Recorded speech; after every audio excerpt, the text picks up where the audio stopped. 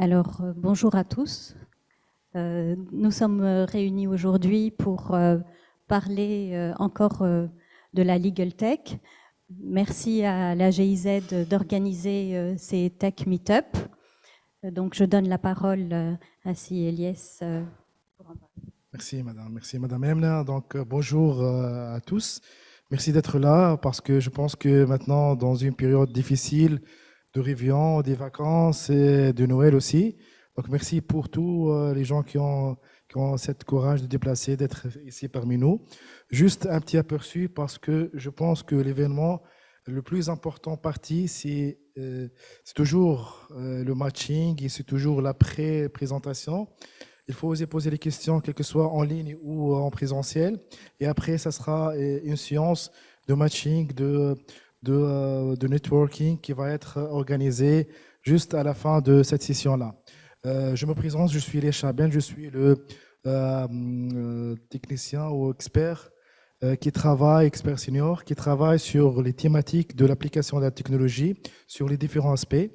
Donc, on a travaillé sur l'agri-tech, on a travaillé sur les health tech, on a travaillé sur beaucoup de thématiques qui sont proches de l'implémentation de tout ce qui est tech dans le milieu réel. Donc, dans cette perspective-là, cette session sera dédiée à Legal and Tech. Cette session c'est une tradition de coopération entre la GIZ et de DOT, l'espace de DOT. On organise chaque mois une session comme celle-ci, session de travail, de networking, pour une thématique spéciale et bien sûr une thématique réelle. Parce que, à mon avis, la technologie, c'est bien, mais le plus important de la technologie, c'est de l'impliquer sur le plan réel. Et la Tunisie, maintenant, surtout dans cette période un peu difficile, sur tous les niveaux, politique, économique, social, elle a besoin d'une application, d'une réussite sur l'aspect comment concrétiser, conceptualiser et comment capitaliser tous les efforts de recherche et développement de technologie sur le monde réel et veiller à l'application.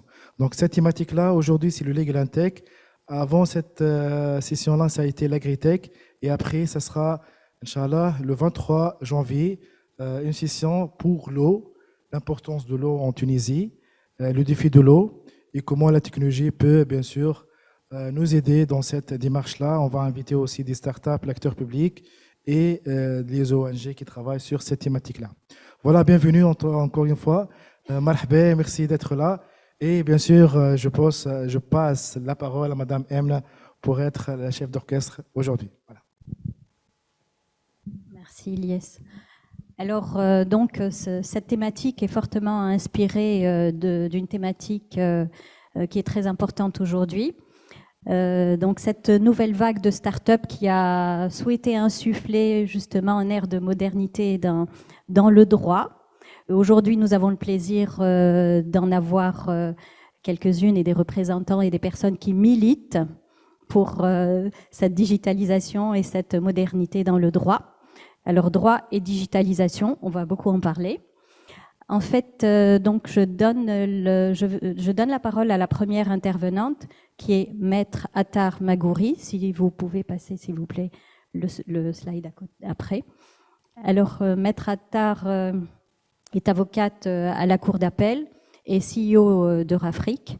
Elle va nous présenter un petit peu ce qu'est la Legal Tech, ce mot un petit peu barbare et assez impressionnant. En tous les cas, c'est un domaine qui est vraiment impressionnant. Quand on a mis le doigt dedans, je crois qu'on est pris au jeu. À vous la parole, Maître Attar. Merci beaucoup, Madame Emna. Bonjour à tous. Je salue tout d'abord le panel et les experts qui sont présents. Je vous remercie. Je remercie The Dot, la GIZ et tous les partenaires. C'est un plaisir d'être là aujourd'hui.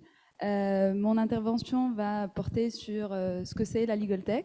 Comme a dit Madame Emna, c'est un terme assez peut-être large, mais c'est un mot qu'on entend assez souvent. C'est l'association de la legal et la technologie. Donc, c'est de la legal tech, technologie.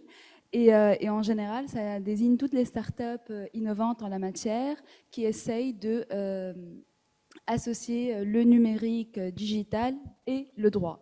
Peut-être que ça semble assez, assez aberrant, entre guillemets, pour certains, mais c'est faisable et possible, et on espère que ça va être partout dorénavant. Donc, au fait, ça facilite, la Legal Tech facilite l'accès à la justice, ça digitalise le secteur. Il y a plusieurs, si on veut, avantages à ça. Quelques domaines dans la Legal Tech sur lesquels la Legal Tech intervient. On a la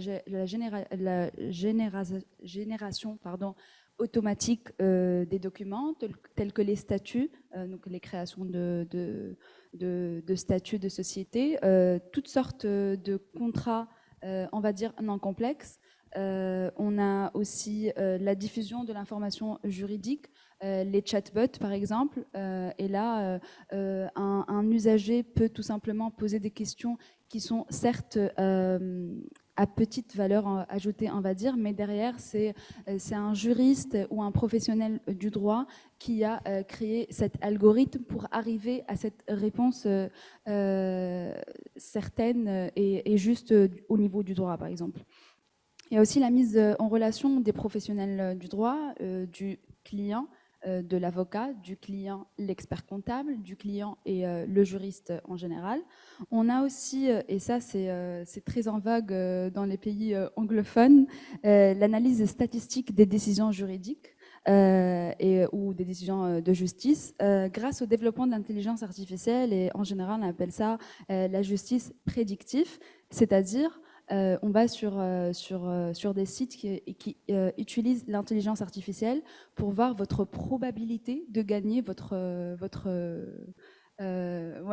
procès. On est un peu loin ici, mais c'est vrai que ça se développe et ça nous évite d'aller en justice, si vous voulez, pour des causes, entre guillemets, je dis toujours entre guillemets, perdues. Il y a aussi les résolutions de litiges, les plateformes qui nous propose, si vous voulez, des médiations, des arbitrages en ligne. Moi, je dirais qu'il y a deux types de legal tech. Il y a des legal tech qui sont destinés pour les professionnels. Et là, je parle des avocats, des experts, des juristes, etc. Et ça va leur permettre de gagner plus de temps, si vous voulez, sur leur rédaction de contrats ou des actes juridiques, sur leur facturation, prestation de services, etc. Il y a aussi les legal tech qui sont destinés pour le client, des professionnels du droit, et là on parle plus de la mise en contact, si vous voulez, du client expert comptable, du client comptable, du client avocat, etc. Donc nous, à Orafrique, on est une start-up qui essaye, je dis essaye encore parce que vu aussi les circonstances de la crise sanitaire, c'était pas évident.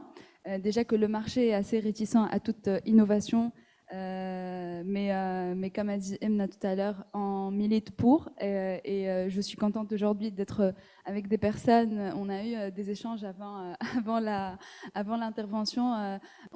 Ce qui m'a beaucoup plu, c'est qu'on est tous sur la même longueur d'onde. On est tous en train de vouloir avancer au maximum dans ce domaine qui, à mon sens, sera l'avenir. Donc on est une start-up qui lie le numérique et le juridique. On est basé à Tunis, mais aussi à Paris. On a été basé à Paris avant. Notre deuxième point, si vous voulez, est Orafrique et à Tunis. Et on essaye de se baser un peu partout sur le continent africain. On a beaucoup de collaborations avec le Bénin, le Gabon, etc.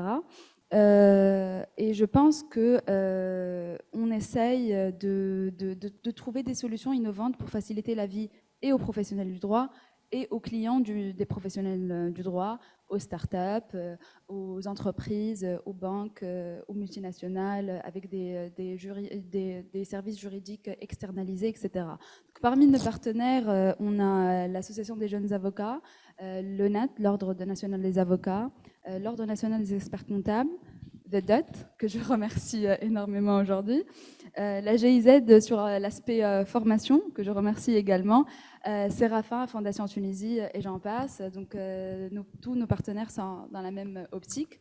Ce que nous, on propose sur notre plateforme, c'est plusieurs outils qui peuvent être utiles, que ce soit aux professionnels du droit, mais aussi aux clients du professionnel de droit. On a notre, si vous voulez, produit phare qui est le CLO, le Chief Legal Officer.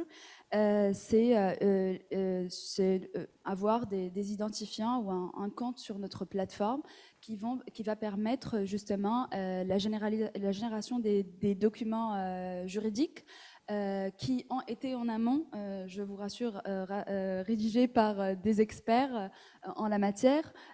Vous pouvez poser des questions au chatbot sur des questions bien déterminées, bien entendu.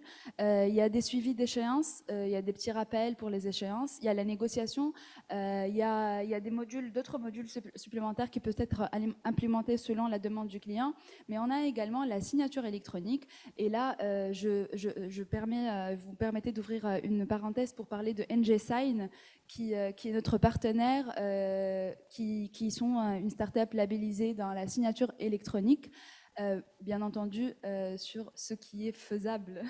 Et là, pour tout ce qui est acte légal, où la législation demande des signatures légalisées, malheureusement, ce n'est pas encore faisable, mais sur les documents où on peut signer sans pour autant passer par le Belediet, eh ben, c'est faisable de le faire sur NGSign en toute sécurité, et ça a une valeur juridique, et c'est un partenaire qui a été reconnu par les acteurs par les différents acteurs. Donc on a également un deuxième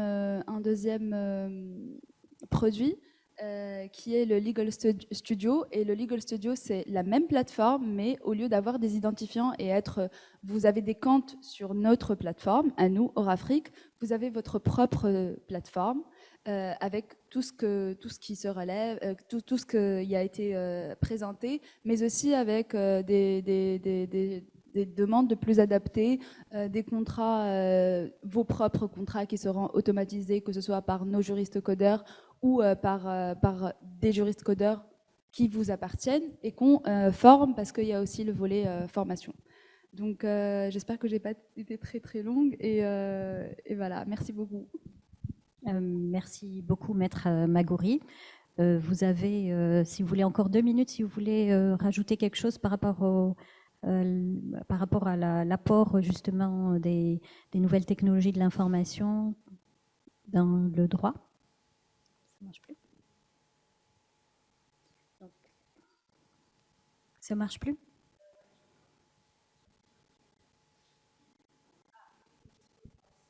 Ah.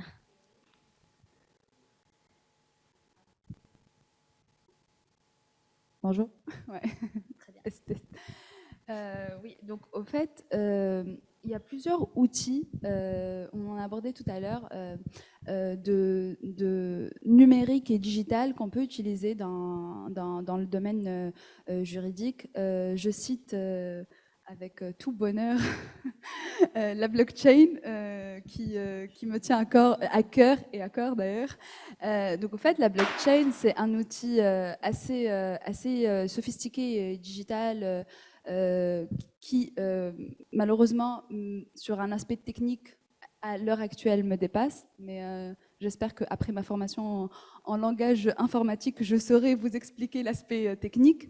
Mais sur un plan juridique, au fait, cette technologie est utilisée par exemple dans les smart contracts, et là on a un contrat qui est totalement automatisé, où on signera, on va faire la négociation, on va faire le va-et-vient de négo, tout ce qui relève d'un contrat qu'on pourrait faire physiquement. Tous ces aspects-là sont faits, si vous voulez, en ligne, mais sans webinaire ou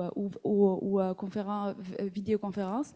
Tout ça s'inscrit dans la technologie blockchain jusqu'à l'arrivée de la signature du contrat, et on peut ne pas se voir et ne pas se connaître si vous voulez, du moment que moi, je paye et vous me produisez le produit. On n'a pas besoin ni de se voir, ni de se connaître, etc.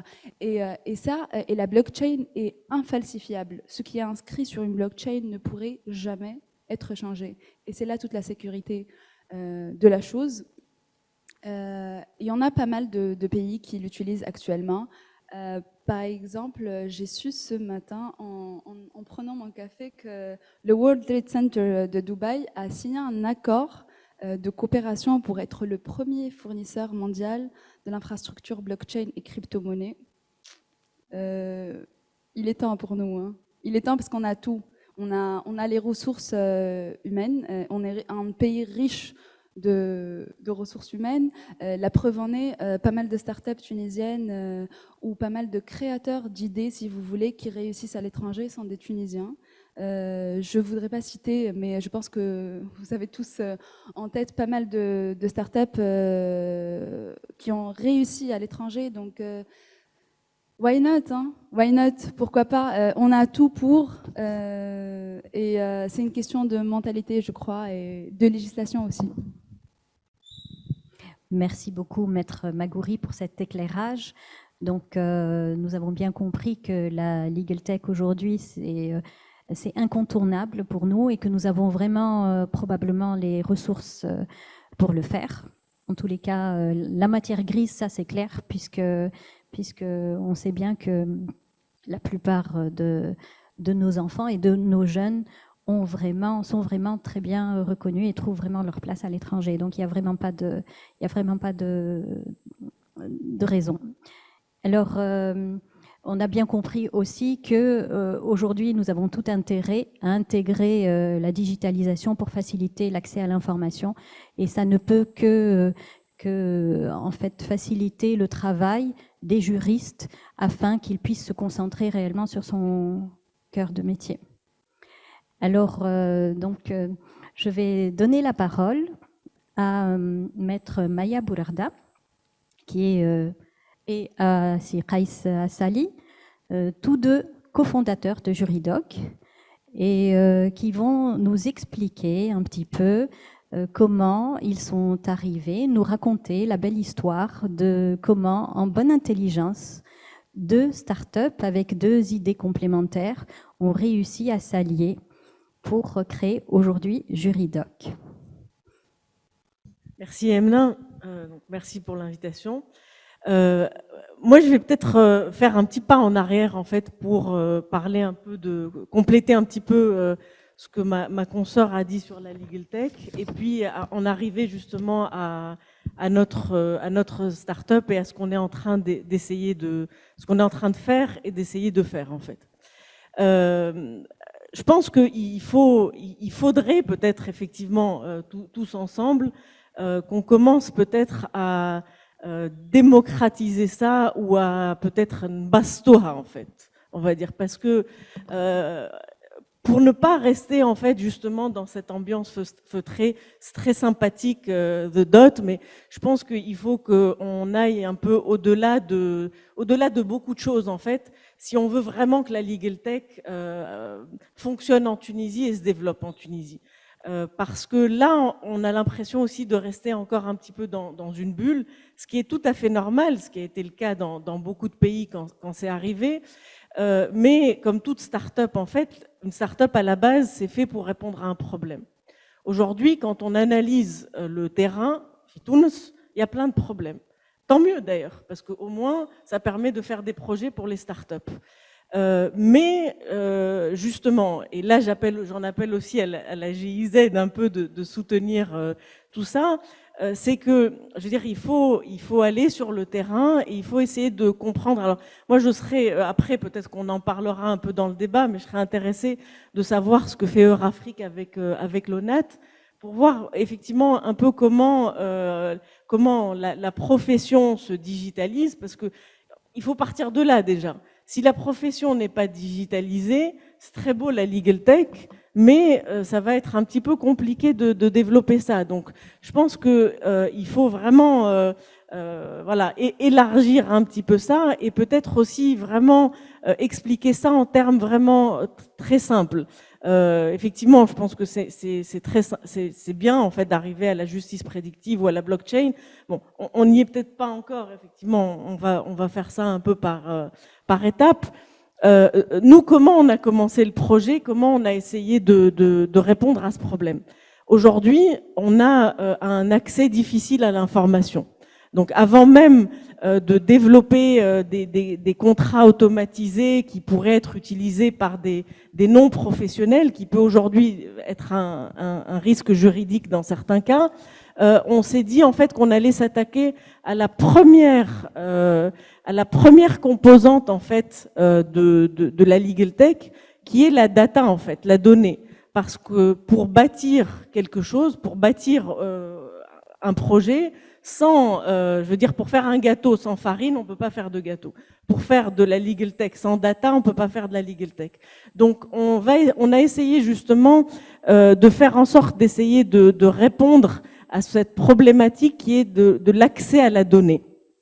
Aujourd'hui, vous pouvez aller dans certaines administrations, on n'est pas sûr que le texte qui est appliqué est bien le texte qui est en vigueur aujourd'hui.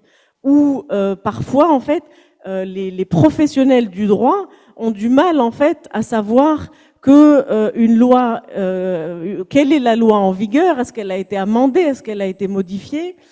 Autre chose aussi, la jurisprudence. La jurisprudence est un vivier énorme, en fait. C'est la chose, en fait, qui permet de faire vivre le droit. Parce que sans la jurisprudence, le droit reste, en fait, quelque chose qui a été adopté, mais qui n'a pas été pratiqué. Donc, la jurisprudence permet justement de faire appliquer la loi et de la faire comprendre. Cette énorme richesse n'est pas aujourd'hui suffisamment utilisée parce qu'elle n'est pas suffisamment accessible. Donc nous, on s'est dit, il faut qu'on donne accès aux professionnels du droit, à la fois à toute la législation consolidée, pour lui permettre, en fait, pour permettre d'avoir un meilleur accès à l'information, mais aussi une meilleure sécurité juridique.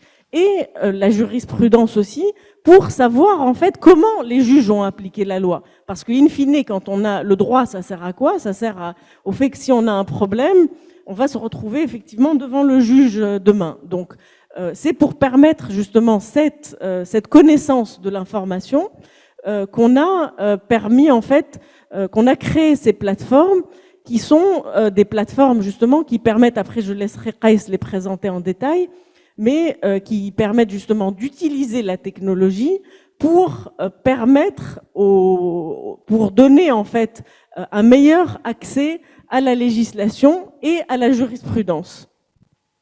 Vous avez des photos qui sont assez emblématiques en fait de juristes. En général, c'est d'ailleurs ce qu'on voit, le juriste qui croule sous ses livres et qui met en fait des heures à trouver la bonne information. Nous, on s'est dit en fait, on va aujourd'hui avec les moyens modernes technologiques qu'on a, on va justement prendre en fait toute cette ressource documentaire, tous ces livres, tous ces encyclopédies, ces classeurs, et en fait les rentrer dans une technologie. Alors j'essaye de simplifier ça pour permettre justement au lieu de passer des heures en fait à trouver la bonne information, et parfois une information qui est même pas disponible, parce que nous en fait notre métier c'est aussi d'aller à la recherche de la source d'information, d'aller à la recherche de cette source d'information pour la mettre dans une plateforme. Donc du coup, vous avez dans nos plateformes certains textes qui n'ont pas été publiés, certains de la jurisprudence non publiée, des textes en fait qu'on a beaucoup de mal à trouver. Donc on a essayé de fouiller dans les cartons et les archives, etc., pour justement donner accès à cette information qui est fondamentale en fait pour aller vers plus de sécurité juridique. Merci. Merci beaucoup, donc Maître Boulerda, effectivement, de nous avoir éclairé un petit peu sur toutes les problématiques qui sont à la base et qui peuvent justement encourager à la digitalisation. Je rajouterai juste une réflexion qu'on s'était faite lorsqu'on a préparé un petit peu donc cet atelier, qu'une action en référé qui normalement doit prendre 1 à 2 mois, en fait, elle peut aller jusqu'à 1 année. à cause justement de problèmes dus à la collecte d'informations, etc. Alors, je passe la parole donc, à Si Qais, qui est cofondateur de Juridoc aujourd'hui, qui va donc nous parler des 3 plateformes Juridoc, Qanouni et Belediyet. Merci. Donc, on parle effectivement de 3 plateformes. En fait, pour revenir un peu à la petite histoire, il y a quelques mois, avec Maya, on était un peu concurrents sur le marché. Donc, on se voyait un peu comme des concurrents parce qu'on proposait un peu, je dirais pas la même chose, mais sur le fond, c'est la même chose, une plateforme documentaire avec un positionnement un peu différent. Mais en bonne intelligence, on s'était dit, on propose des choses qui sont complémentaires. En étant ensemble, on va pouvoir avancer plus loin. Et donc, on s'est rapprochés et on a fusionné nos 2 plateformes pour créer une société anonyme qui s'appelle aujourd'hui Juridoc et qui vient d'être labellisée. Donc, les 3 plateformes Lyoum, c'est Juridoc, Qanouni et Belediyet. Donc, les 3 plateformes sont un peu spécialisées donc, sur un positionnement de niche.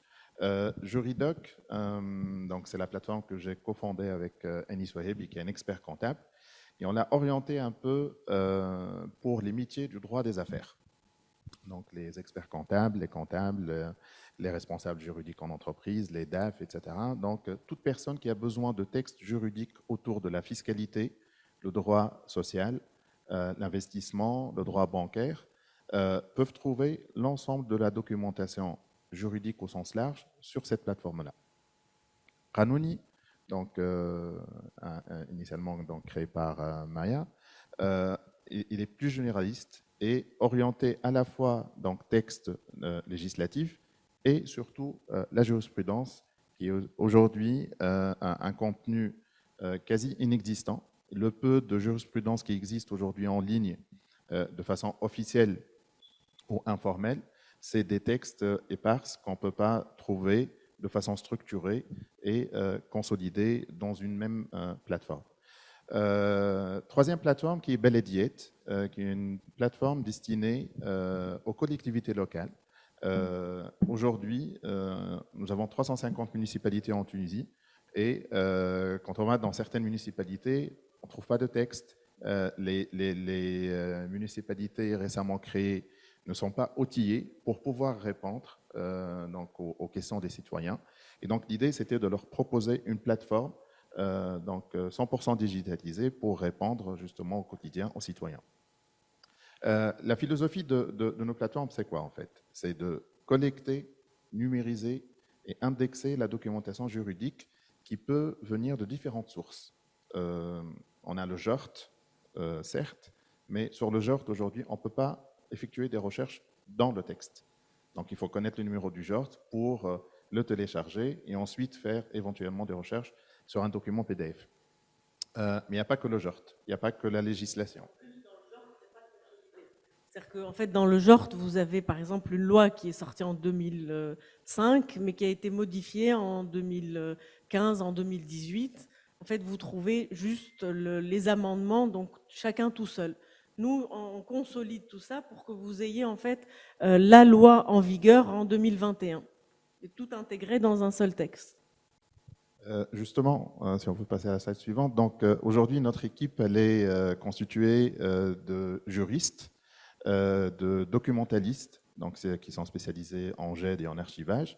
Et donc cette je dirais, collaboration entre le métier du juriste et le métier de la GED, avec une bonne dose de techno, fait qu'aujourd'hui, on propose dans quelque chose qui est riche sur le fond, c'est-à-dire la documentation, la fiabilité de la documentation, c'est le travail des juristes, et le travail d'indexation, de mise en valeur donc, de la documentation, donc par les équipes chargées de la documentation et la technique. Les innovations aujourd'hui qu'on propose, on connaît tous la complexité des textes juridiques en Tunisie, mais partout dans le monde. Mais plus particulièrement en Tunisie, nous avons des textes en arabe, des textes en français, des textes qui peuvent exister parfois en anglais.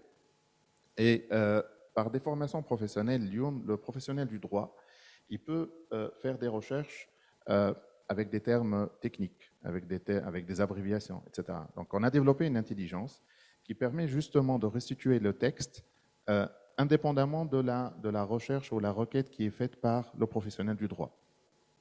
Je donne un exemple. Les experts comptables aujourd'hui vont utiliser beaucoup d'abréviations. TVA, FOPROLOS, etc. De l'autre côté, il y a des textes dans lesquels on ne va pas trouver ce terme-là. Et donc, l'intelligence fait qu'on a construit un dictionnaire de synonymes pour associer FOPROLOS à Sunduq al-Nuhud بالمسكن الأجراء. Donc, et c'est ça en fait l'apport de la plateforme, c'est qu'elle facilite le travail du professionnel. Nous avons des retours terrain aujourd'hui des utilisateurs de nos plateformes qui nous disent qu'ils passent un peu moins de 15 minutes aujourd'hui pour répondre à une consultation d'un client. Parce que la recherche, elle est facilitée et les outils qu'on propose, notamment en termes de veille juridique, en termes d'alerte juridique, en termes de classification donc des résultats de recherche, font qu'on propose aujourd'hui un outil qui facilite le travail au quotidien du professionnel du droit. Je cite un exemple de nos clients aujourd'hui, la Banque centrale, qui édite les notes bancaires, les circulaires de la Banque centrale, etc. Les équipes de la Banque centrale utilisent notre plateforme. Pourquoi? Parce que ça leur apporte donc une réelle valeur ajoutée au niveau de la recherche et au niveau du maillage automatique entre les textes. Parce que nous avons développé donc une intelligence qui va lier plusieurs textes entre eux, donc de façon automatique, de façon très pertinente. C'est-à-dire quand je lis un texte, par exemple une note bancaire qui fait référence à un texte de loi, qui fait référence à un décret, ce maillage il se fait de façon automatique et donc c'est un gain de temps énorme qu'on offre aujourd'hui aux utilisateurs de la plateforme. Nous avons aujourd'hui plus de 2000 utilisateurs professionnels donc de nos différentes plateformes, des experts comptables, des avocats, mais aussi des responsables juridiques dans des entreprises et les administrations publiques. Nous, on ambitionne en fait à développer davantage donc, des services à valeur ajoutée, justement dans une optique de faciliter le travail du professionnel du droit. On n'est pas dans une optique où, à un moment donné, ils ont pensé que la plateforme va remplacer le travail du professionnel. C'est loin de là. Donc, on est là justement pour faciliter le travail du professionnel, améliorer la productivité des équipes, des cabinets d'avocats, des experts comptables, etc. Et apporter des outils à forte valeur ajoutée, donc notamment autour de l'intelligence artificielle, donc pour faciliter encore plus et améliorer encore plus la recherche, donc à travers nos différentes plateformes. C'est pour ça qu'on a une InnoForce d'ailleurs, parce qu'il y a tellement à faire dans ce domaine que effectivement on avait besoin de toute cette palette de cerveaux. Bravo en tous les cas, je ne peux que vous féliciter. Effectivement, vous êtes une belle représentation de tout seul, on va plus vite, mais ensemble, on va plus loin. J'espère vraiment que ce mindset va être encore plus généralisé. Peut-être qu'un jour, vous pouvez travailler aussi en bonne intelligence avec Eurafrique. Pourquoi pas? Donc, c'est aussi l'objet de ces manifestations-là, c'est aussi le rôle de la GIZ en tant qu'organisme pour faire ce maillage, justement, et ce matching qui va donner une bonne dynamique et une bonne synergie. Alors, je vous remercie justement de nous avoir éclairé sur l'importance de la Legal Tech et de vos plateformes en particulier pour faciliter la recherche d'informations juridiques donc par rapport au texte en particulier. Et donc, vous avez mis en avant l'intérêt de la consolidation des textes, notamment du JORT, et aussi de justement ce partenariat public-privé qui a permis justement de faire beaucoup de choses. Et j'espère que vraiment ce n'est que le début d'une belle aventure. Alors, Madame Imen Mawen, qui est Innovation Lead chez EY, Tunisie, qui va nous parler un petit peu de l'avenir de l'open data donc aujourd'hui en Afrique, l'Open Data juridique, et donc qui va nous donner aussi un aperçu sur l'écosystème en Afrique de la Legal Tech. Vous allez aussi nous parler d'un très beau programme, et je ne vais pas dévoiler, donc je vais vous laisser cette opportunité de nous en parler. Vous avez 10 minutes. Merci beaucoup. Merci beaucoup. Merci déjà pour l'invitation, Eliès. Je pense que je vais me lever parce qu'on va suivre ensemble la présentation. Alors.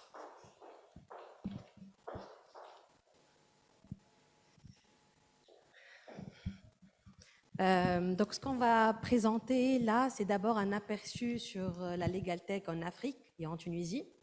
Quelle perspective, mais aussi notre intérêt aujourd'hui en tant que EY, bien précisément la BU Innovation et le lien avec notre programme Scanad Match et la Legal Tech. En fait, la Legal Tech aujourd'hui en Afrique se développe de plus en plus dans les pays de tradition juridique anglo-saxonne.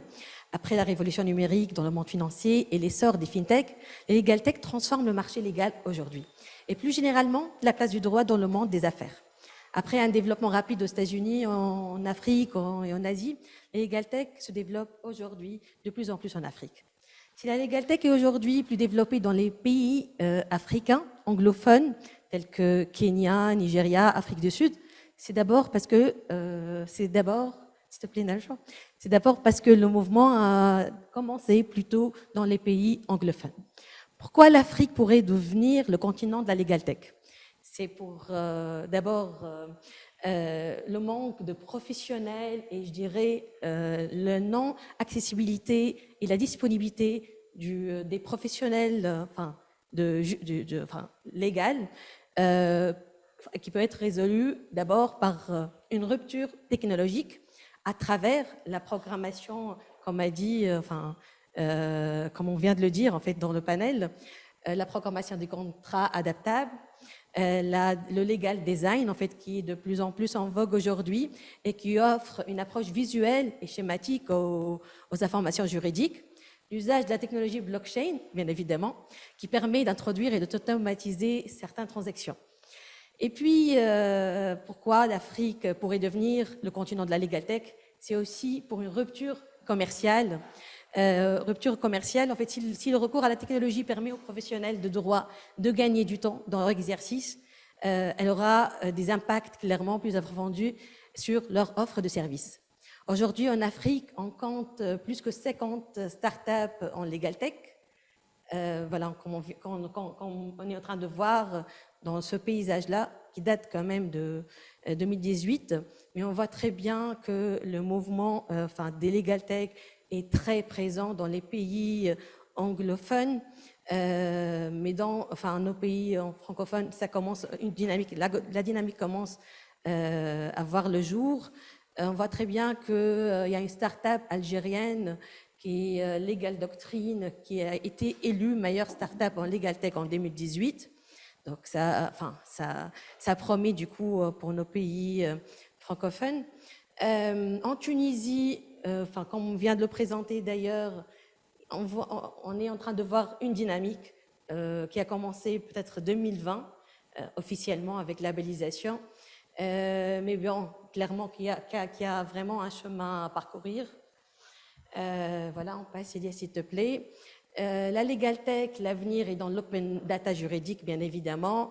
Pour les entrepreneurs, c'est d'abord un accès aux services juridiques qui devient plus garanti, plus sécurisé dans les entreprises. La formalisation des activités des entrepreneurs deviendra plus évidente, mais surtout la simplification de certaines démarches telles que la protection des actifs de propriété intellectuelle et valorisation de ces actifs-là. Pour les professionnels du droit, les modèles économiques des cabinets d'avocats qui étaient jusqu'à présent majoritairement basés sur la facturation aux taux horaires devront s'adapter à la demande des entreprises et des particuliers pour qui un mode de tarification à coût fixe paraît évident. La Legal Tech permet aussi de développer la relation client de demain, forfait illimité, services en ligne, formulaires automatisés. Et puis, bien évidemment, pour les citoyens, à travers la vulgarisation de la notion, des notions juridiques en général. Voilà, voilà. Là, on va passer à notre programme Scanad Match qui vient d'être lancé avec la GIZ, notre partenaire GIZ. Ce programme-là, qui est un programme d'Open Innovation et qui cible à matcher les entreprises, les grandes entreprises avec les startups pour accélérer leur transformation digitale notamment. Et comme on le sait tous, en fait, on a peu de retours d'expérience sur des success stories ou des expériences réussites entre les entreprises, les grandes entreprises et les startups. Et puis, on doit se poser pourquoi. Enfin, clairement, en Tunisie, ça cogite. On voit pas mal de startups.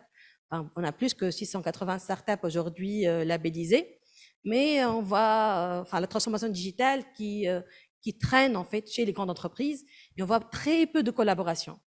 On s'est attardé pour voir un peu le pourquoi de la chose. Certes qu'il y a ce décalage culturel, ça d'une part. Il y a aussi le fait qu'on ne sait pas travailler entre start-up et entreprise, mais le volet légal se présente comme un vrai frein, un vrai handicap aujourd'hui pour réussir cette collaboration. À haut niveau, un matching entre start-up et entreprise peut être validé, peut être à la limite avancé, mais dès qu'il s'agit de contractualiser la chose, de transfert technologique entre la start-up, l'entreprise, c'est là où ça bloque et c'est là où on ne sait pas le faire jusque-là en tout cas, où on n'essaye pas de le faire à voir. Et du coup, ce qu'on essaye de résoudre à travers Scanad Match, c'est réussir cette collaboration entre grandes entreprises et start-up. Du coup, on va travailler beaucoup sur l'entreprise, sur des cohortes dédiées à l'entreprise, à la grande entreprise, des cohortes qui transforment la culture, qui transforment un peu la découverte de l'écosystème, qu'est-ce qui se passe dans l'écosystème côté grande entreprise, ça d'une part, mais d'autre part, on va travailler beaucoup sur la préparation de tous les prérequis pour qu'une fois la startup est là, le deal réussit. Et dans les prérequis, clairement, il y a le sujet de contrat. Le sujet de contrat, quel contrat adopter avec une startup, notamment quand on parle d'une période d'essai ou tester le proof of concept. Et c'est parmi les choses là où on va s'attarder avec l'entreprise pour le préparer et réussir la collaboration. Bien évidemment, ce programme-là, on s'intéressera à la grande entreprise pour y travailler avec elle, d'une part, mais d'autre part, on va travailler avec la startup. Et il y aura des assessments pour la startup sur le volet technologique, sur le volet business et organisation, mais aussi sur le volet juridique. Et puis, clairement, sur le volet juridique, on a relevé trois challenges qu'on doit relever, je dirais, ensemble. D'abord, la simplification de contractualisation aux entreprises, entre entreprises et startups. Ça, c'est notre premier challenge. Le deuxième challenge, c'est la gestion des aspects de propriété intellectuelle. Et puis, le troisième challenge, c'est la complexité d'évaluation des technologies deep tech. C'est très important, en fait, et on a fait un premier surveil pour identifier un peu les attentes de la start-up, un peu les difficultés rencontrées, et on les a plutôt regroupés en trois challenges. Après, le projet est en cours, notamment la phase de cadrage, donc on peut relever d'autres challenges, bien évidemment, mais là, c'est ce qui a été relevé. Et puis, pour relever ces challenges-là, en tant que département innovation, on va beaucoup collaborer d'abord avec notre partenaire EY France, principalement EY Venture Avocat, qui est un cabinet d'avocats spécialisé dans l'accompagnement des startups, qui a été racheté par EY. Et du coup, ils vont nous accompagner dans un premier temps pour nous booster en fait et nous donner les bonnes pratiques, notamment dans la gestion des aspects de propriété intellectuelle, ça d'une part, mais aussi on va se positionner en tant que EY Tunisie ou en tant que programme Scanad Match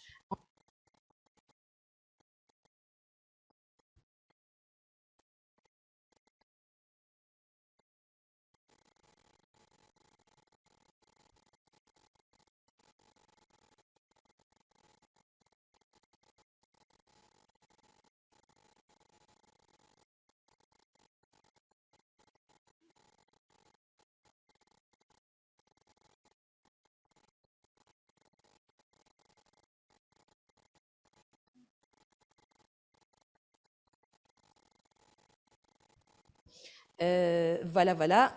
Et puis, notre troisième défi, voilà, oups, c'est plutôt de faire appel aux startups entrepreneurs de la Legal Tech pour nous soutenir à relever ce challenge.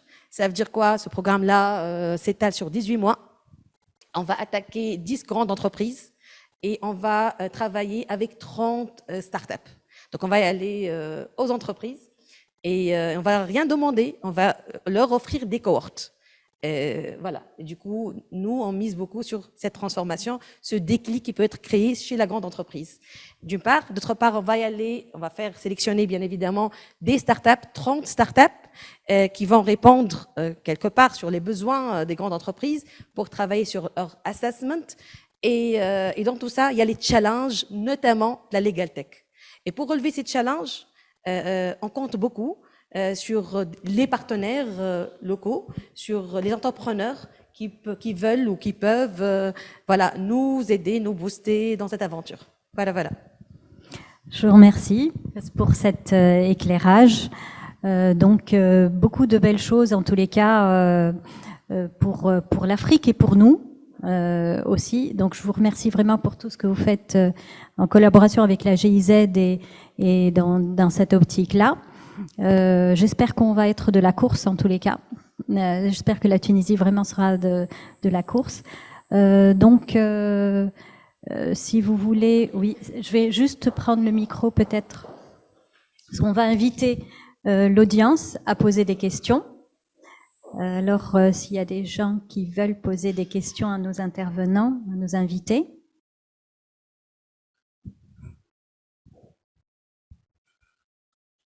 Vous pouvez vous présenter, s'il vous plaît. Le Borol, c'est la première question, généralement. Donc, Janel Brondan, fondateur d'un incubateur qui s'appelle Incube, cofondateur.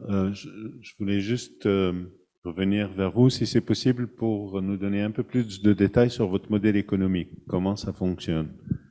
Le modèle économique est important peut-être pour certaines personnes pour comprendre comment une start-up peut fonctionner et peut se développer. Merci. Merci. Alors, peut-être que... Donc, c'est un modèle économique basé sur l'abonnement, donc un abonnement annuel pour avoir un accès illimité à la plateforme. Après, il y a des services par exemple pour la veille, etc. Pour vous donner un ordre de grandeur, aujourd'hui, on parle d'une moyenne de 50 dinars par mois pour avoir un accès à une plateforme pareille, qui contient aujourd'hui un peu plus de 70 000 documents numérisés, indexés, etc. Après, on a le choix, effectivement, à choisir laquelle des plateformes, et voilà, ou un mix des deux, mais c'est des abonnements. Merci. D'ailleurs, je suis abonnée aux deux plateformes. Je suis la cliente aux deux plateformes parce que donc en fait à Eurafrique, on a du sur-mesure. Quand c'est le client voudrait créer sa plateforme, sa propre plateforme, ça dépendra de ses besoins, de si c'est un truc basique, développé, etc. Donc le sur-mesure dépendra vraiment du client. Après, on a aussi des abonnements qui permettent justement l'utilisation du CLO moyennant des identifiants auxquels vous pouvez les utiliser pour être sur la plateforme. Donc c'est un mix des deux, des abonnements quand c'est sur notre plateforme, il y a des identifiants, c'est un abonnement en général mensuel, annuel, trimestriel, ça dépendra aussi du besoin du client. Et quand c'est du sur-mesure, c'est du sur-mesure. Merci beaucoup. Est-ce qu'il y aurait d'autres questions dans l'audience? Sinon, une question. Merci pour la qualité de présentation. Merci aux speakers. Juste pour compléter, parce que avant de faire le programme de cette thématique-là, on a invité l'acteur public d'être là avec nous. Malheureusement, il n'est pas là parce qu'il est malade. Donc, c'est Maître Walid Larfé qui travaille pour le ministère de la Justice. Mais sincèrement, moi, je peux juste apporter mon expérience parce que je porte double casquette. Donc, je suis conseiller de service public en détachement avec la GIZ. Je travaille à la présidence du gouvernement. Juste parce que j'ai un peu suivi cette volonté du gouvernement tunisien à apporter un peu la technologie, surtout après post-révolution. C'était pas facile. C'est pas que la Tunisie, en France aussi, il y a un obstacle majeur pour changer les mentalités. Un fonctionnaire tunisien, sincèrement, dans sa habitude, dans son comportement, il est plus facile c'est pas très facile de travailler avec les méthodes technologiques.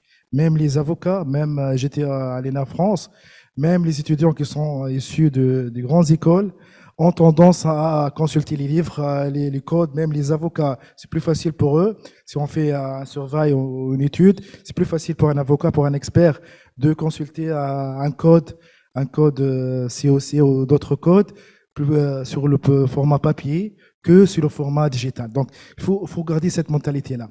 Mais pour être un peu réaliste, sincèrement, je pense que l'impact réel de l'apport de Legal Tech, c'est pas maintenant, c'est pas de nos jours, mais c'est nos enfants, nos descendants, nos enfants des enfants. Donc, c'est la nouvelle génération par obligation qui vont bien sûr être capables de travailler avec ce concept. Mais pour nous, sincèrement, pour les avocats, ça c'est ma perception personnelle, c'est un peu difficile, c'est faisable, mais c'est difficile de changer les mentalités. Ça, c'est premièrement ma première remarque. La deuxième, je suis tout à fait d'accord parce qu'elle a posé la question sur le modèle économique et de business. Pourquoi? Parce qu'on a cette réflexion que tout ce qui est plateforme, tout ce qui est intérêt public, parce que ça, c'est une plateforme d'intérêt public, c'est toujours le terrain des ONG, des associations, de la société civile qui a cette responsabilité d'informer les gens sur l'actualité juridique, sur l'actualité de ce qui se passe, d'actualisation de la mise à jour des textes, des lois. Voilà, donc pour moi, c'est important, mais est-ce que ça touche pas une association plus qu'une start-up, ça primo? Et pourquoi est-ce que ce business model est très généraliste? Donc, tous les documents qui sont dans l'aspect affaires, quel que soit expert comptable ou bien sûr collectivité locale, ça c'est un grand projet que la GIZ peut bien sûr appuyer. Pourquoi pas, par exemple, dire qu'on va se concentrer sur tout ce qui est technologique, donc les textes qui sont regroupés pour la technologie ou pour l'agriculture ou pour la culture, donc va être un peu fixé ou un peu identifié pour une thématique bien particulière. Et juste une dernière question pour Maître Attar, et je suis très ravi qu'elle soit avec nous, pour bien sûr, parce que votre entreprise est un peu spéciale, parce qu'elle travaille en France et elle travaille en Tunisie. Est-ce que vous ne sentez pas parce que j'ai remarqué que la Tunisie et en France, c'est pas la même chose, même les textes de loi, même cette volonté politique d'apporter la technologie dans le legal, c'est pas la même chose. La Tunisie a la priorité des priorités. C'est pas le même modèle que la France, parce que la Tunisie elle a des priorités plus que la France. C'est pas le même modèle politique de gouvernance, même que sur le plan fonction publique, je pense que presque c'est la même chose. Même les fonctionnaires français ont la tendance de consulter le papier plus que la technologie. J'ai senti ça que je travaille avec des fonctionnaires français. En Tunisie, c'est la même chose. Je pense qu'il faut changer les mentalités avant de changer la technologie. Voilà, merci. Yes, donc je vous laisse la parole pour répondre. Merci. Merci, Lies. Alors, je vais répondre à quelques questions. Après, je passerai la parole à ma consoeur. Alors, attendre les générations futures. Bon, on va pas parler pour les générations futures. Moi, personnellement, je serai plus là, mais je sais pas si on aura le temps d'attendre en fait les générations futures. Je pense que, comme ce que je disais dans ma présentation au début, il faut vraiment simplifier les choses en fait. Bon, d'abord la première chose, c'est que la technologie ou le digital ou les plateformes digitales ne vont pas remplacer les livres en fait. Les livres resteront, Dieu merci. Moi, j'adore lire, donc au contraire, ces plateformes en fait viennent en complément en fait aux livres, parce qu'aujourd'hui en fait, on n'est plus dans la même configuration qu'il y a 20 ans ou il y a 30 ans. Aujourd'hui, il y a beaucoup plus de textes. Il y a des lois qui sortent tous les jours. Il y a des lois, il y a des décrets, il y a des circulaires, il y a des arrêtés. Donc, il y a beaucoup de textes. Aujourd'hui, on a moins de temps, malheureusement, que nos grands-parents ou même nos parents, parce qu'aujourd'hui, un email, il est envoyé en 1 seconde, même pas, et qu'on a besoin d'y répondre rapidement. Donc, honnêtement, aujourd'hui, elle le disait tout à l'heure, on n'a pas le temps d'attendre, en fait. On n'a plus le temps de se payer le luxe d'attendre nos petits-enfants. Parce que sinon, honnêtement, Trino Bishifutna, déjà, Huafetna, mais Bishifutna largement. Donc, je pense qu'il faut qu'on essaye de rattraper le train en marche et de se dire, en fait, que c'est pas si compliqué que ça. C'est ce que, par exemple, la GIZ pourrait faire, c'est peut-être effectivement des formations à l'outil digital. Essayer justement de simplifier et de peut-être de désacraliser, on va dire, l'utilisation de ces outils digitaux pour les avocats, pour les juges, et notamment, et même dans les régions, en fait. Parce qu'aujourd'hui, un gros problème, alors on travaille beaucoup sur la régionalisation et essayer de développer les régions. Beaucoup de gens, moi j'en vois beaucoup, je suis en contact avec beaucoup de gens dans les régions, ils sont obligés de venir sur Tunis pour chercher un papier, pour trouver une information. Justement, il faut aller vers eux en fait. Il faut que le digital aille vers eux pour leur faciliter la tâche. Donc ce que vous pourriez faire peut-être aussi, même pour nous aider nous à nous développer, parce que ça n'est pas que le public en fait. C'est au contraire, effectivement, nous on est en train de faciliter la tâche au service public en fait là. C'est justement d'aller et de montrer que on n'a pas besoin d'attendre jusqu'aux petits-enfants pour utiliser une plateforme digitale. Même quelqu'un aujourd'hui de 80 ans ou 90 ans peut l'utiliser. Nous, quand on a lancé, au début, quand j'ai lancé Qanouni, parmi les premières personnes qui nous ont appelés, à la fois pour utiliser la plateforme et même pour nous demander est-ce qu'on peut publier des articles, parce qu'en fait, on avait fait un site internet où on pouvait publier en fait des articles. Pour faire justement un petit peu, voilà, un espèce de blog. Et les premiers qui nous ont appelés, c'est des juges. Et c'est pas des jeunes juges, hein, c'est des juges d'un certain âge. Donc du coup, pour montrer que voilà, il n'y a pas de barrière d'âge en fait à ça, bien au contraire. Voilà. Merci. Juste, je voudrais, certainement vous allez pouvoir répondre en globalité, je voudrais rajouter une question qui nous a été posée via le streaming et qui rejoint un petit peu les mêmes problématiques. Donc, vos projets de digitalisation des documents juridiques visent une population ciblée de juristes, à savoir ceux qui sont familiers avec les outils informatiques.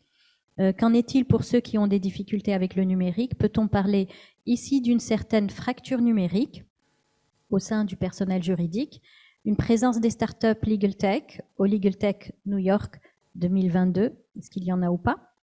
La crise a été un accélérateur de développement du secteur de la Legal Tech. Quelle tendance pour 2022? Merci pour la question. Beaucoup de questions, mais très intéressantes. Ouais, on va... pour revenir sur ce que... Pour revenir sur ce que Siliès disait, au fait, Paris-Tunis, l'idée était partie de Paris, mais avec une équipe 100% tunisienne. Même l'équipe qui est à Tunis, qui est à Paris, est tunisienne. Et si c'est pas après, quand l'idée s'est développée encore plus, c'est une équipe hors africaine, voire plus africaine que hors africaine, mis à part qu'on est basé à Paris. Donc, au fait, pourquoi la Tunisie? Parce qu'on a envisagé de s'installer dans d'autres pays africains et c'est en cours, comme j'ai cité tout à l'heure, le Bénin, le Gabon, l'Afrique du Sud, avec, oui, déjà pays africains que ma chère consoeur avait dit tout à l'heure. Imen nous a présenté les pays anglophones, les pays africains qui ont tendance à la common law, qui sont beaucoup plus développés en matière de legal tech, et c'est là où on essaye de s'installer, etc. Mais après, la Tunisie, Je sais que c'est pas évident, mais au niveau de la législation, même si c'est pas évident, je le redis, mais خير من غيرنا في حاجات الحمد لله. Mais c'est vrai que ça devrait bouger encore. كيف ما قالت مايا tout à l'heure, le train est en marche ou ما لازموش يفوتنا، هو شوية فاتنا شوية، mais je veux dire on est toujours c'est possible toujours de le rattraper si on veut, surtout que la matière grise est là, les ressources sont là, donc rien ne nous empêche d'être demain la Tunisie, le hub, tout ce qui est numérique et digital, bien sûr dans le domaine du droit, mais aussi dans d'autres et plusieurs domaines. Pourquoi les droits des affaires? Ça, c'est ma propre vision. Après, peut-être que le panel ne le partage pas, mais parce qu'en général, le droit des affaires, c'est pas que du contentieux, c'est beaucoup de corporate, beaucoup de consultations, et donc beaucoup de multinationales, beaucoup d'étrangers, beaucoup de recherches pour répondre, beaucoup de flou, ça aide aussi, mais pas que. Mais je veux dire, c'est là où en tout cas moi, intellectuellement, je m'éclate avec la recherche, surtout pour faire comprendre notre système juridique et nos lois, ça a très très tordu à un Américain. Ouh je vous raconte pas le truc. Donc c'est peut-être pour ça au fait que la majorité de ce qu'il y a sur le marché aujourd'hui est axée sur le droit des affaires. J'espère que ça va avancer un peu plus. Aussi, on a besoin de s'ouvrir sur d'autres domaines. Je suis tout à fait d'accord. Le temps, hein, time is money, comme disent l'américain. Donc, il est temps et j'espère que ça va pas tarder. Les formations qui m'appellent sionistes, je suis tout à fait d'accord. C'est comme ça qu'on change finalement les mindsets et on en a parlé autour de notre petit vidéoconférence pour préparer ce formidable meet-up. C'est que il faut changer les mentalités et pour changer les mentalités, il faut aller au devant et expliquer aux gens c'est quoi la legal tech. On va pas vous remplacer, cher avocat, j'en fais partie. Il faudra que nous autres avocats on comprenne, on va pas être remplacés. Ça va nous faciliter la vie, ça va nous faciliter les tâches, ça va nous permettre de s'occuper sur des trucs beaucoup plus compliqués, beaucoup plus importants. Ça va permettre aussi aux experts avocats de faire la même chose, aux professionnels du droit al-Kolom. Si on arrive à être dans la legal tech au vrai sens du terme, là où ça va nous faciliter la vie, nous faire gagner du temps et donc de l'argent. Voilà. Pour la crise sanitaire, on en parlait tout à l'heure, pour être dans une onde positive et moi je dis souvent que je viens d'un pays de bisounours. Je crois que la crise a fait en sorte d'accélérer les choses et je prends un exemple de l'Ordre national des avocats et des avocats. Depuis 2014, l'Union européenne, avec le programme Page 1, Page 2, Page 3, essaye de digitaliser le secteur. C'est une réticence de l'ordre, certes, c'est une réticence également du ministère de la Justice, mais après la crise sanitaire, la plateforme comme par magie existe et on est une cinquantaine d'avocats à essayer la plateforme et on a juste la chambre civile du tribunal de Ben Arous qui est le Deira Lula qui est Deira pilote et les 50 avocats qui sont pilotes pour justement faire tout à partir du bureau, envoyer mes conclusions, être lié au tribunal ou le tribunal géobni, etc. Donc je pense que rien que ça, un monde qui est assez, qui est en train de se développer, je crois que la crise sanitaire a un tout petit peu.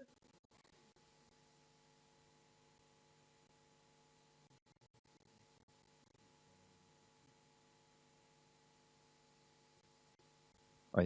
Donc, pour être factuel, donc, la crise a accéléré les choses. Donc, on s'est lancé 2 mois avant le premier confinement, officiellement. Hein, avant, on a fait un bêta, etc. Et avec le confinement, du jour au lendemain, l'Arbed chez eux, l'Arbed qui était habitué à travailler avec une bibliothèque partagée de livres, de codes, etc., se sont retrouvés. Donc, on en a profité, nous, pour lancer la plateforme gratuitement. Donc, on a ouvert ça pendant la période du confinement. C'était pour tester la plateforme.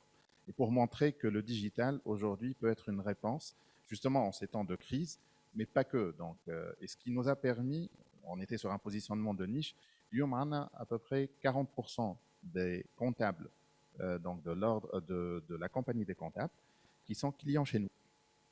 Donc, le comptable, il a vu, donc, parce qu'il y a beaucoup de textes pour de la fiscalité, le droit social, etc. Donc, l'adaptation, elle est rapide. Donc, quand la réponse, elle n'est pas contraignante, quand on propose des solutions simples, qui peuvent être utilisées par un comptable d'une trentaine d'années ou là, un comptable qui a un peu plus de 60 ans, qui utilise aujourd'hui nos solutions. Donc, la solution technique, c'est elle qui doit s'adapter un peu aux utilisateurs. Ils n'ont pas imposé une technologie complexe à l'utilisateur qui vont tout de suite la refouler. Donc là, la vitesse d'adaptation et on va dire le temps de crise, c'était pour nous une opportunité. Donc, pour répondre à la question donc, du streaming, c'est vrai que nos solutions sont aujourd'hui destinées à une cible B2B, donc un accès sous forme d'abonnement, etc. Mais on va prochainement annoncer une plateforme que nous sommes en train de déployer avec une ONG qui sera à accès gratuit destiné aux citoyens. Donc là aussi, on peut travailler sur rendre la justice encore plus accessible, démocratiser justement cet accès à une justice naturellement complexe pour la simplifier à travers les outils technologiques et pas que. Donc, comme disait Maya, donc il y a aussi des contributeurs pour expliquer, simplifier les textes de loi. Et donc, on sera sur un positionnement un peu différent là. Une start-up a besoin d'argent pour vivre et donc ce projet est financé par une ONG et pour que cette plateforme soit accessible gratuitement à tous les citoyens. Juste, moi, je rajouterais effectivement, je pense un des freins aujourd'hui à la legal tech, comme vous l'avez dit, c'est la fracture numérique. C'est pas la legal tech en elle-même, mais c'est vraiment surtout cette fracture numérique qui existe aujourd'hui, qui nous rend un petit peu la chose un petit peu plus difficile pour développer en fait des produits de legal tech ou simplement des accès à une plateforme en fait. Alors merci, vous allez me donner justement, vous m'avez tendu la perche pour un bref résumé. Donc les défis et challenges donc à relever aujourd'hui, une phrase, si vous pensez à une solution justement pour tout ça. Pour moi, il y a deux choses en fait. Il y a effectivement cette fracture numérique, mais qui est générale en fait, qui est pas seulement spécifique à la legal tech, mais qui est générale. Et après, là où on veut aller, ce qu'on essaye de faire, c'est, si vous voulez, quand vous êtes dans une forêt en fait, vous essayez de vous frayer un chemin, parce que si il y a trop d'arbres devant vous et que c'est vraiment d'essayer justement de rendre accessible un peu ce chemin, en fait, de créer un chemin. Vous êtes les petits poussés. Oui. Le petit poussé de la legal tech. Alors, merci. Moi, je dirais au fait que au niveau de la législation, il faudra non seulement légiférer, bien légiférer, parce qu'on a tendance malheureusement à légiférer quand il y a un problème. Et donc, on légifère pour le problème et c'est désuet après. Donc, il faut bien légiférer en général, donc avoir une politique plus générale sur tout ce qui est numérique, digital, legal tech, légiférer en la matière et surtout les textes d'application, s'il vous plaît, le législateur, on attend 2-3 ans après la loi à avoir le texte d'application, ça c'est un souci. Après, je pense, c'est les mentalités, comme on a dit, et je pense que c'est les meet-up comme ça, toutes les formations qu'on peut avoir. Par exemple, pour Eurafrique, on a une information avec la GIZ à Béja pour initier à la legal tech certains avocats. Donc, je pense que c'est à travers ces événements et ces formations que ça devrait aller. Les législations, quand je parle de législation, je parle surtout de notre réglementation de change. J'imagine qu'on a tous ce souci. Mais également aller dans les universités essayer d'enseigner le numérique et le digital à nos étudiants de droit. Pourquoi pas demain avoir des masters pour être juriste codeur, c'est le futur. Hein. Il ne faut pas se dire qu'il y a une fracture entre le droit et le numérique. Au contraire, il faut essayer d'aller à l'avant. Et je pense que connexion Internet, il faut trouver une solution pour avoir un débit un peu plus, un peu plus fort. Alors, je dirais, certes, la démocratisation du droit pour tous les citoyens est une priorité aujourd'hui, mais je dirais aussi qu'il y a une belle vague aujourd'hui d'innovation en Tunisie. Il y a ces startups-là qui distinguent ou qui positionnent, qui commencent à positionner la Tunisie. C'est important de les protéger. C'est important de leur faciliter un peu le chemin, de protéger tout ce qui est actif de propriété intellectuelle, tout ce qui est collaboration avec entreprises, grandes entreprises, à l'échelle nationale, mais aussi internationale, tout ce qui est relations investisseurs, business angel. Il y a des choses qui deviennent une priorité aujourd'hui pour aider voilà, aider l'écosystème et maintenir nos startups. Voilà. Aider justement à l'accès au droit, en fait, on a fait des espèces de boîtes à outils pour les startups d'ailleurs et pour autres, en fait, pas que les startups, pour essayer en utilisant du legal design, pour leur expliquer, par exemple, comment protéger ma marque ou comment constituer une société, pour essayer en fait de faciliter la lecture des concepts juridiques. Je dirais juste un petit mot, par exemple, parce que c'est quelque chose qui revient souvent, IP et start-up, propriété intellectuelle et start-up, c'est quelque chose qui revient assez souvent, et c'est le sens même du partenariat entre Eurafrique et The Dot, c'est d'accompagner justement ces start-up dans toute cette optique, etc., dès le début, parce qu'on sait qu'après...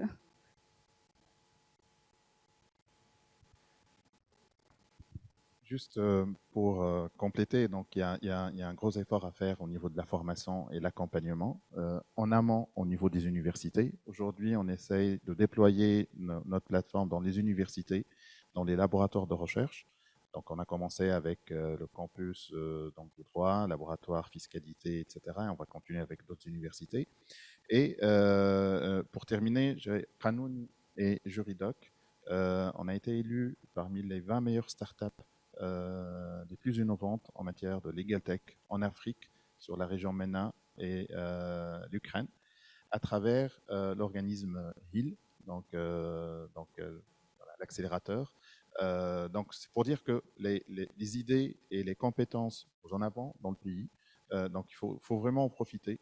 Et le train, certes, on est encore sur le quai, donc il faut prendre le train en marche, certes, mais on a encore la possibilité d'y arriver. Merci beaucoup. En tous les cas, tout ça ne présage que de belles choses. Beaucoup d'espoir. Moi, je suis très contente de travailler avec les startups parce que je rentre tous les soirs, je suis très contente. Et quand j'écoute les médias, je n'entends que des choses très sombres, mais j'éteins tout de suite parce que je veux rester dans ma bonne humeur. Alors, je retiens en fait donc changer le mindset. Je pense que ça va être le plus gros des choses à faire.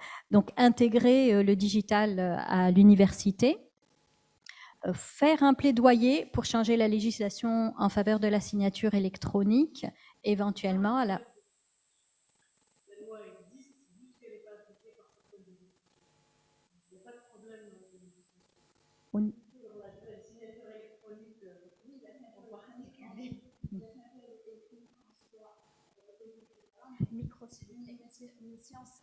Mais si on va appliquer la signature légalisée, là c'est un souci. En fait, il faut oublier ce terme légalisé. Il faudra tout simplement l'amender et le faire disparaître du COC parce que au final,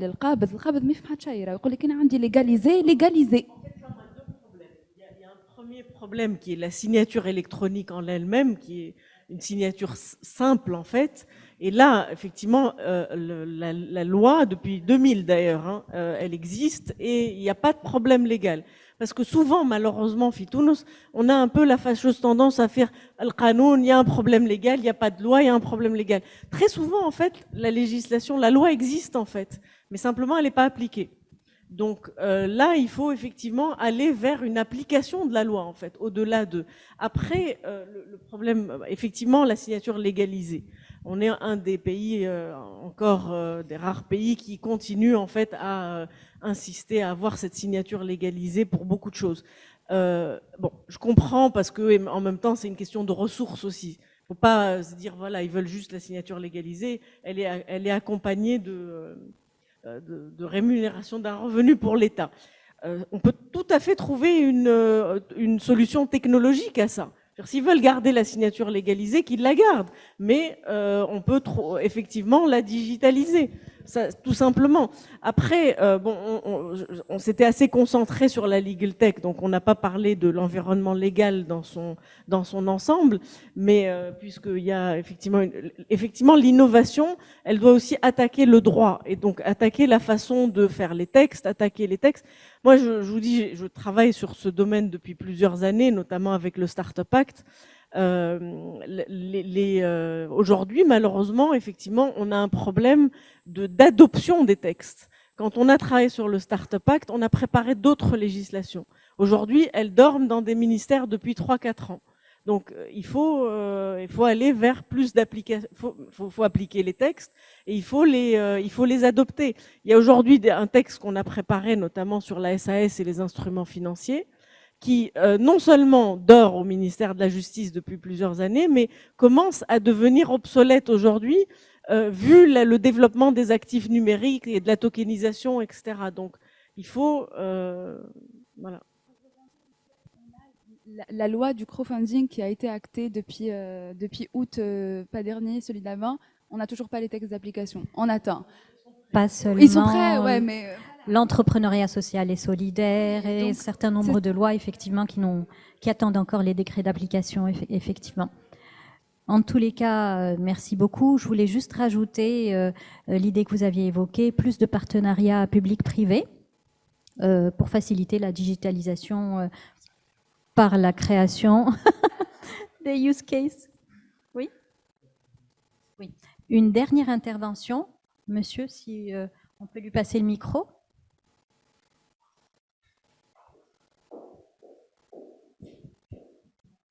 Juste après, on va déjeuner, donc nous vous invitons à un déjeuner. Alors, merci beaucoup. Donc, bonjour tout le monde. Ravi d'être là aujourd'hui. نحكي بالعربي شوية. Donc, Hazemi Farouk, 27 ans, CEO Next Move. C'est une start-up qui travaille sur l'enfance ou bien les écoles. On a une partie juridique, bien sûr, à développer maintenant. هذاك علاش أنا حاضر اليوم. Mais la question autrement, بعيد شوية على التيماتيك puisque on a سمعت برشا كلمة l'écosystème de la legal tech في تونس. Est-ce que bon يمكن على خاطر vous êtes des juristes, vous avez arrivé à maîtriser vos produits ou vos services en tant que fusion à la digitalisation ou l'informatisation des systèmes. Donc le mélange هذايا il a créé un écosystème robuste شوية.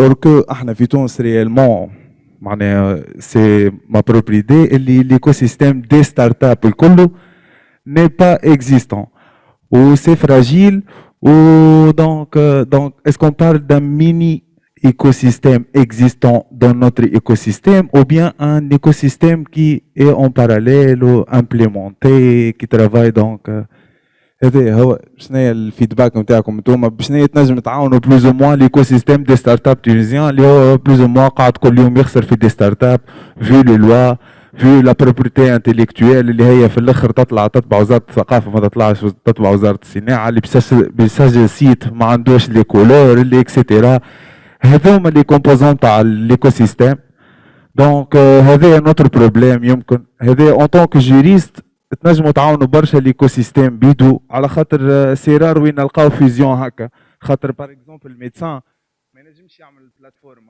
كان يمشي الميدسان عن بلاتفورم الbesoin باش يكون 100% ولا l'objectif باش يكون 100% atteint. Lorsqu'un juriste crée une plateforme, l'objectif c'est à 100% atteint. المعلم كيف. Donc نحن en tant que start-upper, on est معناها donc très loin, sauf qu'on a visé un service 100% gagnant من الأول. C'est pas donc de B2B ou la finance directement, c'est à travers une fusion. La fusion نتاع les juristes حسب ما لي توا ولا technologie, elle a créé un mini écosystème. البوزيسيون نتاع الميني ايكو سيستيم هذا وين بالضبط وكيفاش ينجم يعاون الايكو سيستيم تاع لي ستارت اب في تونس؟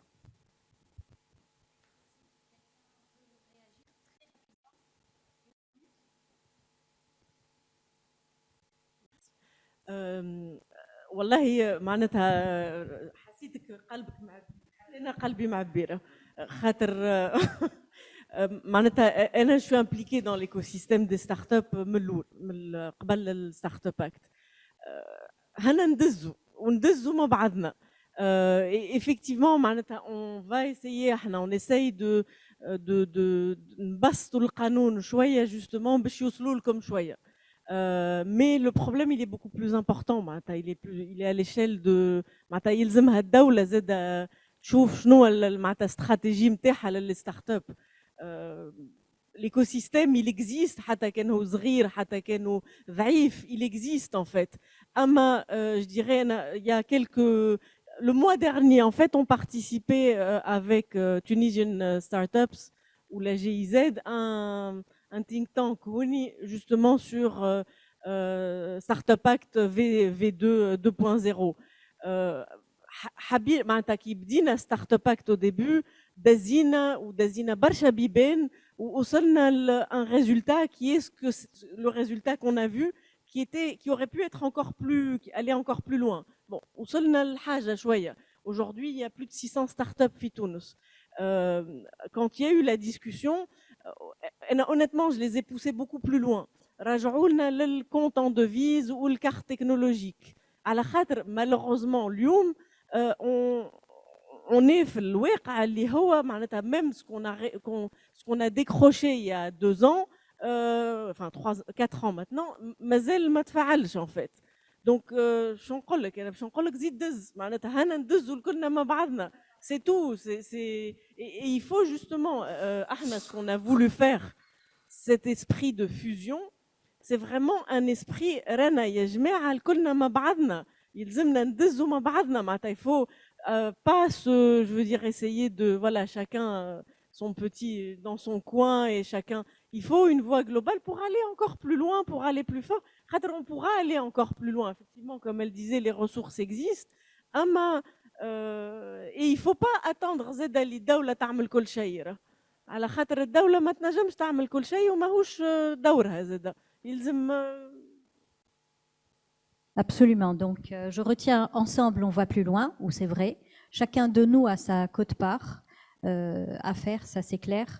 Et aussi, donc, effectivement, nous devons encourager la coopération, compétition. C'est-à-dire, on doit travailler pour soi, oui, mais on doit aussi travailler ensemble pour une meilleure synergie, absolument. Tout seul, donc c'est effectivement ça. Donc je retiens, vous avez en tous les cas très bien résumé, c'est pas la peine qu'on revienne dessus, et je retiens que time is money, et c'est pour ça que nous avons besoin d'introduire plus de digitalisation aujourd'hui. Et ça ne fera que nous faciliter la vie, ça ne remplacera jamais l'humain, ça on l'a bien compris. Et donc plutôt, ça diminuera toutes ces tâches rébarbatives et qui prennent beaucoup de temps et qui font qu'on ne peut pas se concentrer sur son cœur de métier. Et en tous les cas, je vous remercie du fond du cœur. Et vraiment, je vous félicite pour les valeureux soldats que vous êtes, pour nous ouvrir la voie. C'est vrai que c'est très intéressant quand on est les premiers, c'est le plus dur. Et vraiment dans un environnement, un écosystème tel que le nôtre. Mais je reste positive parce qu'il y a tout à faire. Et donc, comme l'a dit tout à l'heure Maître Maya Boularda, effectivement, s'il n'y avait pas autant de problèmes, eh ben, on ne pourrait pas créer de solution. Et donc, moi, je suis très contente. Alors, ne partez pas.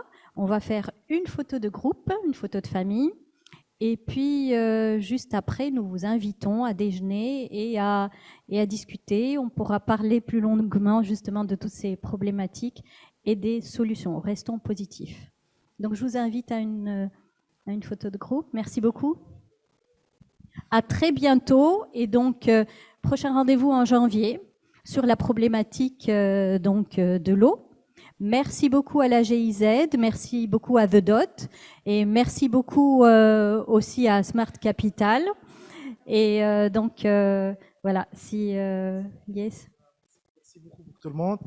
Voilà, donc ça touche à la fin. Mais le plus important partie, comme je dis le matin, c'est après, c'est le matching. Donc on va faire après des rencontres one-to-one, s'il y a des possibilités de coopération, de partenariat avec la GIZ ou avec d'autres partenaires qui ici. Je pense que je suis tout à fait avec l'avis du jeune start-upper qui a dit que le plus important, c'est comment la Tunisie peut s'en sortir, peut aider ces jeunes talents-là. Je pense que la GIZ a cette responsabilité de coordonner un peu entre les startups, entre les bailleurs de fonds aussi, et entre aussi l'acteur public et les grandes corporates. C'est pour ça qu'on a le projet avec Scan and Match, avec UI.